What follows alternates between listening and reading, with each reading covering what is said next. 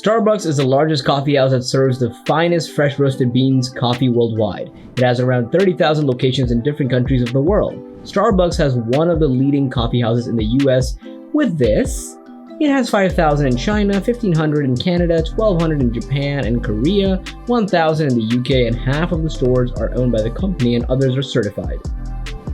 In 2018, the company generated revenue of approximately $25 billion. In the early 1960s, three friends, Gordon Boker, Jerry Baldwin, and Zev Siegel, met each other at the University of San Francisco. After graduation, they moved to Seattle and started working on their different passions. However, decided to work together on something new. At that time, Bowker was working as a writer for a magazine company that collapsed later on. Baldwin was an English teacher, and Siegel was a history teacher. Then one day, on his way back from a trip to Vancouver, he brought some coffee with him that caught enough fame among his friends that his friends started purchasing the premium coffee from Bowker. That was a time when a coffee house business idea struck their minds. They discussed that this business would boom in the market as this niche is unsaturated. Around this time, they decided to start a coffee store. Not instantly, they inaugurated this idea. First, they discovered a coffee outlet in California, which was the vivid image of their startup idea. There they met Alfred Pete, who was running his own coffee house and later on mentored them. Along with running his business, he helps out young people who were passionate about running their own coffee house businesses from scratch. This is how the three friends involved themselves in Pete's business and learned everything about Pete's coffee house.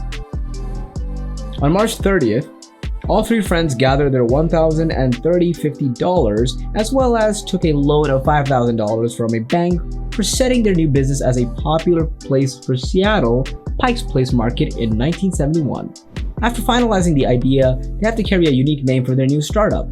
As their desire was to select a name that starts from Saint, for this they picked up the name StarBucks from a book Moby Dick. So this is how the popular coffee house got its name, StarBucks, and it finally launched in Seattle.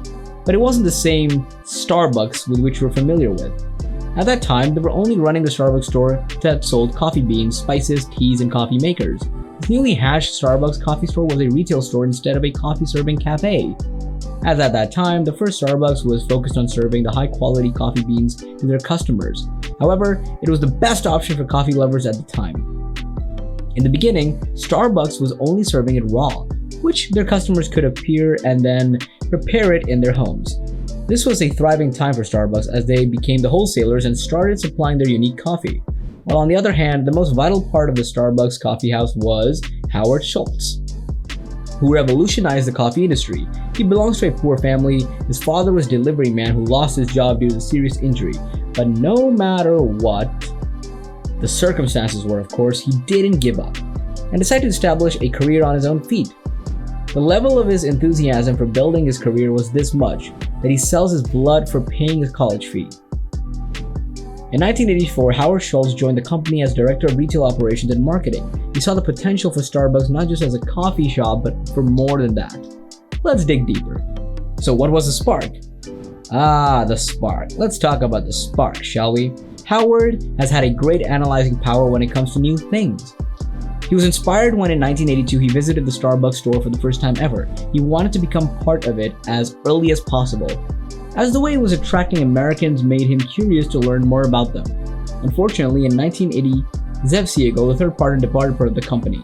Eventually, this was the time when Howard Schultz got connected with Starbucks to serve the position of salesman for their one supplier. They persuaded them to recruit them for the position of manager. After getting employment at Starbucks, he went to Milan, Italy, for a trade show. This was a revolutionary time for the entire of America. He was quite impressed by the coffee shops, the espresso bars, and relaxing and soothing ambience. He also noticed that more than calming and fresh coffee, people were at the cafe to enjoy their time with friends, business deals, and dates. That he experienced for the first time.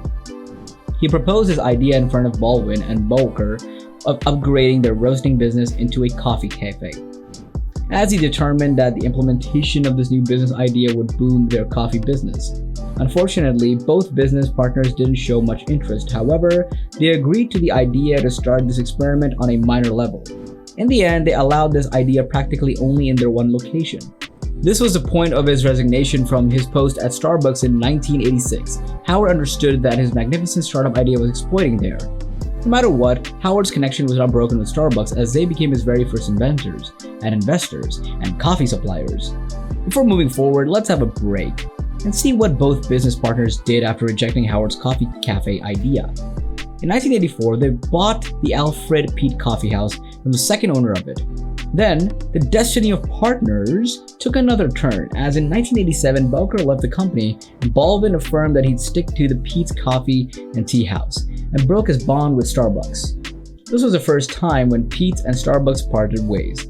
Now, Jerry Baldwin became the owner of the Peet's Coffee House and sold out the Starbucks to Howard. That time, Howard blended Starbucks with a startup. Around that time, Starbucks had only 6 outlets and sold for more than $4 million. All 3 friends were failed to recognize that the real potential growth of Starbucks. Now, this was Howard Schultz who took the risk and brought the business idea to reality. As well, he was the reason who made Starbucks a success story, which was a hard journey of struggle of Howard's life. However, he never sacrificed his rules, which was not to compromise on the quality of coffee beans. Another rule was to recruit quality workers to whom Starbucks would give good salaries and other perks. These principles resulted in low income but made Starbucks stand out in their competitors. Starbucks also provided proper training to their first-time employees, which helped them to continue their jobs for the longer term and makes them more experienced. Starbucks has an impressive image all around the globe. So as they opened any new house or coffee outlet at any new location, people rushed after it and ended up with their curiosity about Starbucks' popularity. Let me include, but also conclude the points that turned Starbucks into a multinational and influential brand. These are implementation of a unique idea, outstanding management, employees, and a true leader who had confidence in what they were up to. After holding the ownership of Starbucks, he multiplied the Starbucks outlet from 6 to 100, and he covered this thriving journey from 1987 to 1992, which was the golden time period of Starbucks. And then in 1994, they collaborated with Pepsi, the company of course, to spread its brand awareness and to boost the growth. Through this new business venture, they introduced Frappuccinos. After it, in 1998, they signed an agreement with Kraft to prepare the coffee bags for their company. In the succeeding years, Howard Schultz held the position of CEO at Starbucks Company. Additionally, he looks after other duties for this company for a brief time. Presently, Forbes spotted him as the 617th richest man in the world, with a net worth of $6.4 billion. What makes it a lessonful story is how Howard Schultz didn't stop on his wish to put his business idea into the real world. He took the risk and smart decision which led him into Cloud 9. It taught us how potential businesses can turn into a common man into a billionaire or a millionaire. If you have any opinion on the story, don't forget to share it on the comments below.